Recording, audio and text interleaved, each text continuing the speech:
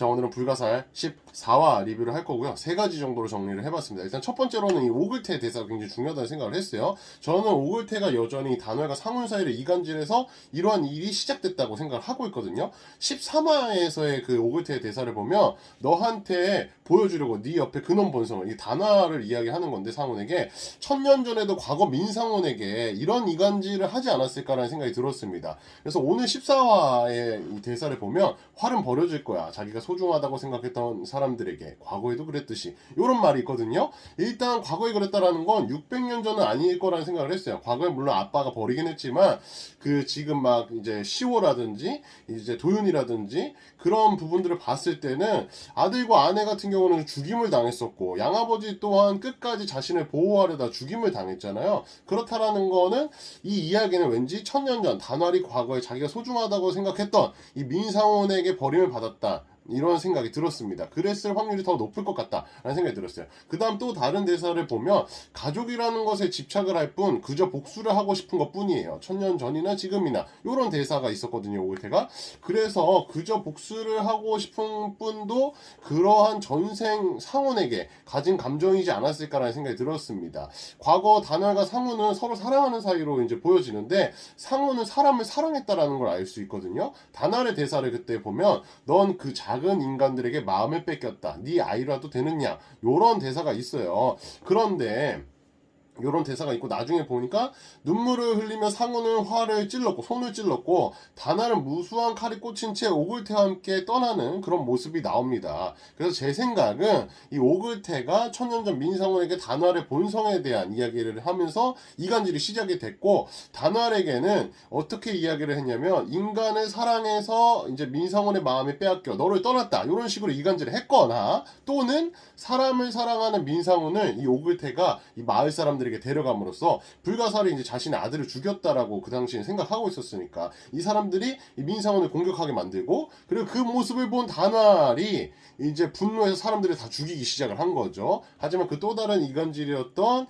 그 이간질에 속았던 민상훈이 그러한 단알의 모습을 보게 된 거고 실망을 하며 단알의 손을 찌르고 사람들을 지키기 위해 소멸하는 마지막 칼날까지 이렇게 찌른 게 아닐까라는 생각을 가지게 됐습니다. 그래서 두 번째 내용은 이 반복되는 상훈과 단알의 모습을 이제 말씀드리고 싶어요. 위의 내용과 이제 지금 말씀했던 내용과 이어지는데 불가사를 보다 보면 단알의 대사를 상훈이 반복하는 경우를 자주 볼 수가 있거든요. 13화에서도 이런 반복이 있습니다. 네가 밉다. 진정 네가 밉다. 요거 같은 이 단알의 대사가 있는데 사실 이게 되게 익숙하죠? 이 과거 2화에서 상훈이 소멸될 때 하던 그런 대사였어요. 그리고 14화에 오글태의 혼을 꺼내면서 인간이 될 때도 자신은 손에 상흔을 가지고 인간으로 다시 태어날 것이다. 요런 대사를 단알이 하는데 이 부분 또한 굉장히 익숙하죠? 인간이 되어서 상훈이 이제 소멸될 때 단알에게 찌른 상흔을 이야기하면서 했던 대사와 같습니다. 그러니까 크게 얘기를 해보자면 단알의 모든 것, 과거의 단알이 겪었던 모든 것을 지금 상훈이 반복하고 있다는 것을 알 수가 있습니다. 그러니까 단알이 오글태의 혼을 가져가 소멸되면서 인간으로 환생을 했고 600년 전 다시 불가사리 됐어요. 상훈 또한 600년 전 오글태의 혼을 가진 채로 소멸이 되었고 인간으로 환생한 채 지금 현재를 살고 있습니다. 그렇다는 건 남은 반복은 다시 불가사리 되는 게 아닐까라는 생각이 들었습니다. 오글태 대사 오늘 중요한 것 같다는 생각했죠. 이제 모두 제자리로 돌아가는 거야 라는 이제 이런 대사를 했는데 아마 그렇지 않을까. 불가사리로 돌아가는 그 제자리가 반복되지 않을까라는 생각이 들었습니다. 세 번째는 이제 빛으로 보는 예상이었어요. 불가사리 같은 경우는 유난히 이 빛이 신경 쓰일 만큼 나오는데 그 빛이 두 개로 보이는 경우가 있어요. 하나만 나오는 게 아니라 가족 없이 혼자였던 이 단알의 집은 늘 어두컴컴했었는데 가족이 생겼을 때는 집안에 빛들이 가득했거든요. 오늘 모두를 밀어내고 혼자 남았을 때 그 집에는 빛이 없어진 것을 볼 수가 있습니다. 하지만 빛이 다시 나타난 그 시점이 해석 이모가 나타났을 때였거든요. 해석을 따라가면서 정말 이 어린 모습을 보면서 아픔에 힘겨워했을 때 상훈이 그때 나타나는데 이때 당시 빛이 두 개로 나타나는 걸 볼 수가 있습니다. 그리고 단알의 머리 뒤편을 보면 이 뒤에 빛이 빛남이 다시 빛나고 있음을 알 수가 있는데 그런데 이제 제가 조금 여기서 이제 보여줬던 게 이 상훈이 그런 단알을 안아주면서 위로한다고 안아주면서 이 지옥을 끝낼 수 있게 내가 끝내줄게요.